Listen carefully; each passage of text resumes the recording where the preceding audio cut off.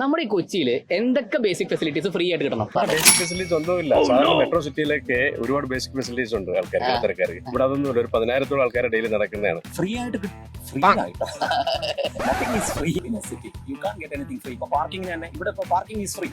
But I don't think parking should be free. Then people will park like this, you know. Basic things should be offered to the people even with a nominal fee. Free വേണ്ട.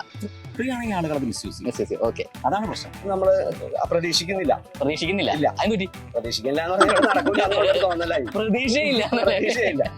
Facility ഉള്ളതെന്ന് അറിയുമോ? ഹാപ്പിയാണോ? ഈ base ഒക്കെ മാറി കളഞ്ഞാൽ മതി. അത്ര മതി, ബാക്കിയല്ലോ ഓക്കെ. ഒരു നേരം ഫുഡ് കിട്ടിയേക്കോളാം. നല്ല ചൂട് കിട്ടോ. എത്ര ദിവസം ഒന്നും ഉണ്ടട്ടെ. ഒരു നേരം ഫുഡ് കിട്ടിയേക്കോളാം. അതുപോലെ അത് ഹാപ്പിയാണ്. അത് പിന്നെ ഗവൺമെന്റ് ആയിട്ടുള്ള എന്തെങ്കിലും എന്തെങ്കിലും ഫ്രീ കിട്ടിയ അത്രയും നല്ലത്. എന്തെങ്കിലും ഫ്രീ അത്ര നല്ലത്.